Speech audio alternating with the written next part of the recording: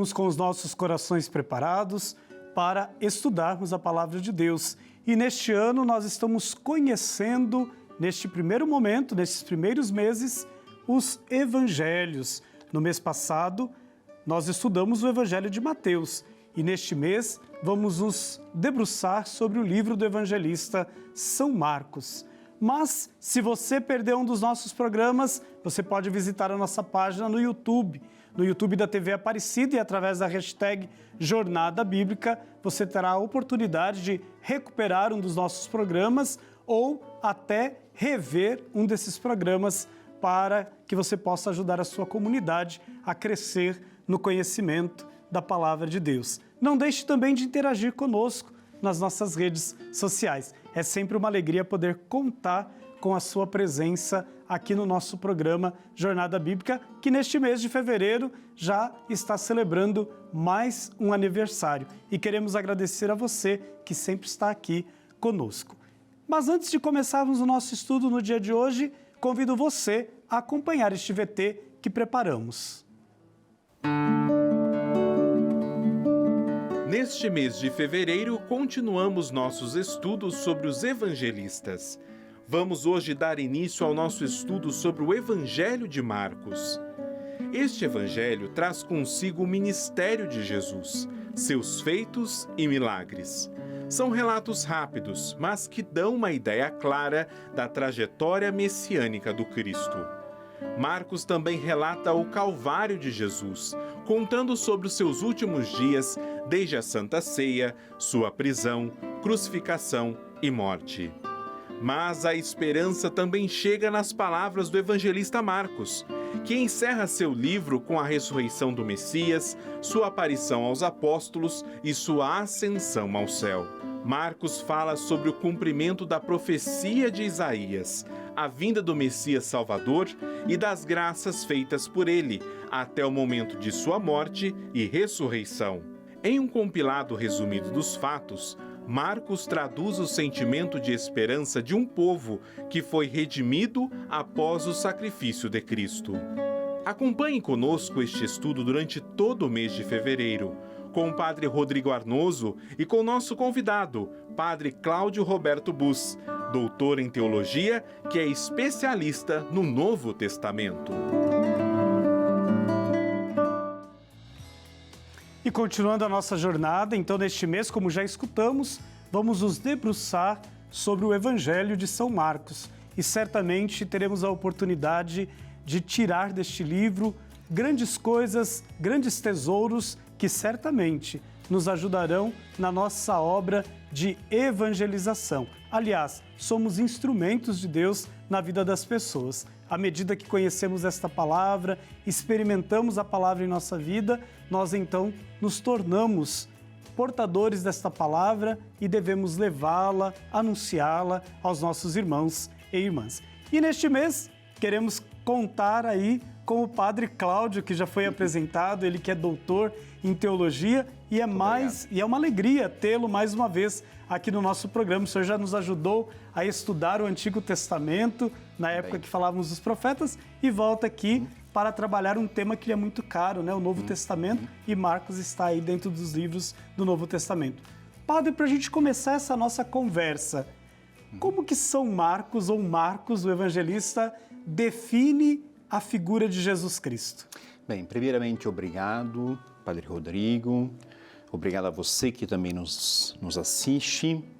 Essa é uma pergunta muito pertinente, porque cada evangelista, né, não é que deturpa a figura de Jesus. Aliás, nos ajuda a aprofundar uma dimensão, né, própria da vida de Cristo. Por exemplo, o Evangelho de Mateus nos ensina a aprofundar a dimensão do Jesus Mestre. O Evangelho de Lucas nos ensina a aprofundar a dimensão do Jesus Misericórdia. A dimensão de Marcos é o Jesus que opera o reino. Por isso que em muitos momentos nós vamos encontrar, sobretudo na primeira parte do Evangelho, até o capítulo 8, se você abrir a sua Bíblia, nós temos 16 capítulos, né, no Evangelho, então ele é dividido assim em duas partes, podemos dizer. E a primeira parte, se você se ocupar desse texto, você vai ver um evangelho que tem muitos feitos de Jesus e poucos ensinamentos. Jesus está sempre realizando algo. E esse realizar de Jesus a gente pode resumir assim, como sendo o reino. E aí a gente se pergunta, mas como é o reino de Deus? O reino de Deus é, de fato, a recuperação da dignidade da pessoa. Por isso que Jesus realiza curas, realiza exorcismos, né? Realiza expulsão de espíritos maus e assim por diante. Então temos aqui um Jesus, vamos dizer, que de fato implanta o reino. Então temos um evangelho belíssimo. Até um tempo atrás, a igreja tinha dificuldade de entender, e muitos tinham dificuldade de entender o evangelho de Marcos. Muito breve, né? As coisas não se achavam uma linha muito própria do evangelho. Então, hoje nós temos uma grande consideração pelo evangelho de Marcos. Ele nos ensina muito. Nos ensina a não seguir a estrada só dos milagres, mas também nos ensina a seguir também uma estrada de um segmento de doação e de amor. É interessante isso que o senhor traz para nós, esse reconhecimento que a igreja, durante o tempo, vai dando, né, o Evangelho de Marcos. Num primeiro momento, há um olhar de desconfiança e agora um olhar com uma nova perspectiva. Diante disso, alguns estudos apontam que o Evangelho de Marcos foi o primeiro evangelho a ser escrito. Qual é a importância, então, de ter esta primeira redação para os outros evangelhos? Justo. Isso hoje a pesquisa, né, histórica dos evangelhos é praticamente quase unânime em dizer que o Evangelho de Marcos é o primeiro, né? Porque nós percebemos que os outros ocupam praticamente quase todo o Evangelho de Marcos, né? Por exemplo, o Evangelho de Mateus ocupa mais de 90% do texto, o Evangelho de Lucas mais de 80% do texto. Então vemos aqui um evangelho que se aproxima bastante da figura histórica, né, de Jesus. É um evangelho que possivelmente foi escrito lá pelos anos 60, por um discípulo de Jesus, não por um apóstolo, por um discípulo que era um pouco até anônimo, né? João Marcos aparece no capítulo 12 dos Atos dos Apóstolos.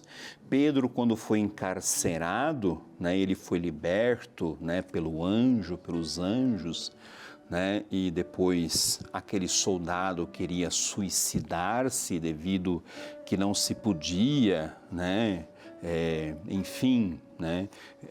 deixar um preso ficar solto. Pedro corre até a casa de Maria. Maria era a mãe de João Marcos. E ele bate na casa de Maria, e existe até uma coisa assim, até interessante no Evangelho, até faz um pouco assim a gente rir, mas rir de uma forma sadia. A senhora que olha pela fresta fica tão feliz que ela anuncia aos que estão ali, mas esquece de abrir a porta, né? Então, veja, né? Podemos ver no 12º capítulo dos Atos dos Apóstolos. João Marcos é também aquele que segue Paulo na primeira viagem missionária, junto com Barnabé. Mas nós temos também a ligação propriamente. Acreditamos que o Evangelho é escrito em Roma, porque nós encontramos nas tradições petrinas, sobretudo em 1 Pedro 3,15, aonde Pedro escreve, né, saudação a Marcos, meu filho muito amado em Cristo Jesus. Acreditamos que aquilo que Pedro pregava, Marcos, na verdade, escrevia ou então sistematizava. Isso nós cremos porque os padres da igreja nos transmitiram. Não podemos dizer que os padres da igreja são inverídicos hoje, já passou essa crítica histórica, né, de destruir todo o legado, né, que havia sido transmitido. Hoje nós temos que dar também credibilidade a esses que foram os primeiros a ter contato, né, com estes discípulos, ou então discípulos dos apóstolos. Então isso é muito pertinente. Padre, é uma classificação dos evangelhos que às vezes causa uma certa confusão na cabeça das pessoas, né? Então, dizer que, por exemplo, Mateus, Marcos e Lucas pertencem aos evangelhos sinóticos e João, um evangelho à parte. Como que o senhor explicaria, né, para as nossas comunidades esta divisão, a importância dessa divisão? Os evangelhos sinóticos, então a palavra sinótico vem de sinopse. Sinopse é aquilo que nós podemos colocar em paralelo, né, e podemos comparar. Se você compra um livro, às vezes, né, uma sinopse dos evangelhos, né, você pode perceber que eles possuem praticamente, né, quase a maioria dos textos em comum. O evangelho joanino, ele seguiu uma tradição própria. João não se preocupou tanto em relatar os fatos da vida de Jesus. João, como ele diz propriamente ao final do seu evangelho, ele conta apenas 7 sinais, né? 7. E 8 para dizer assim, o 8º sinal é o sinal da sua paixão. Então ele diz assim, esses sinais são escritos para que vós creais. Muitas outras coisas poderiam ser ditas sobre Jesus. Talvez muitos e muitos livros pudéssemos compor, mas isso não importa. O que eu quero realizar aqui é para que vocês possam crer, né? É o passo da fé. Então Marcos tem muito mais essa preocupação de dar uma catequese sobre a profundidade da vida, do coração, da interioridade do mestre, do que propriamente de relatar fatos, né? Talvez, né, podemos dizer, os outros também tenham, mas em menor proporção. João, creio que tenha, né, descido muito mais a fundo, tanto que podemos dizer, como a tradição diz, que o símbolo, né, do texto joanino é a águia, né? Ou seja, aquela que voa, né, alto, né? Então, creio que a tradição tem a sua veracidade nesse sentido. São tantos os elementos que a gente pode encontrar, né, no Evangelho de São Marcos, mas, padre, em poucas palavras, o senhor vai continuar o estudo nesta jornada bíblica com a gente aqui no mês de fevereiro, mas em poucas palavras, qual é o elemento que Marcos coloca em evidência da figura de Jesus Cristo? Eu diria uma coisa que talvez pode assustar aqui um pouco, mas depois nós vamos retomar. Então, quem está nos assistindo, fique, né, aguardando para a semana que vem. É uma palavra chamada segredo messiânico, né?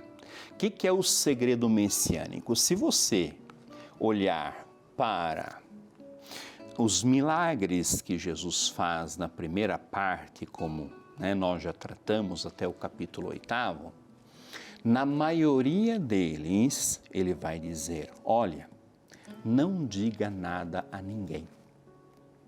Ou então, cala-te, né? Não espalhe a notícia. E a gente fica perguntando, sim, o evangelho não é para ser expandido, não é para ser anunciado, aquilo que Jesus realizou em mim, não é para que eu diga para as pessoas. E Marcos se utiliza desse artifício, né? Jesus se utiliza desse artifício de uma forma pedagógica. Por quê? Porque para Marcos é muito mais exigente do que nós pensamos. para Marcos, nós não podemos viver um segmento somente pelos outros. Cada um deve ter o encontro com Cristo. Então, é importante escutar? É importante, mas o encontro é maior. E mesmo aquele que teve o primeiro encontro, ele ainda não está amadurecido. Ele deve continuar a aprofundar. Mesmo que ele tenha tido um milagre na sua vida, às vezes despertou nele uma conversão, mas ele precisa amadurecer, precisa caminhar adiante, precisa participar, precisa viver Cristo na sua vida, até ele estar maduro na fé e aí sim levar a boa nova na sua integralidade. É isso que Marcos crê. Padre, muito obrigado pela sua presença neste nosso primeiro encontro. Como o senhor disse, o senhor vai voltar, porque a gente vai querer saber um pouco mais sobre este segredo messiânico que tanto escutamos no Evangelho de Marcos. E na próxima semana nós vamos estar tratando com o Padre Cláudio sobre o ministério de João Batista e o ministério de Jesus na Galileia.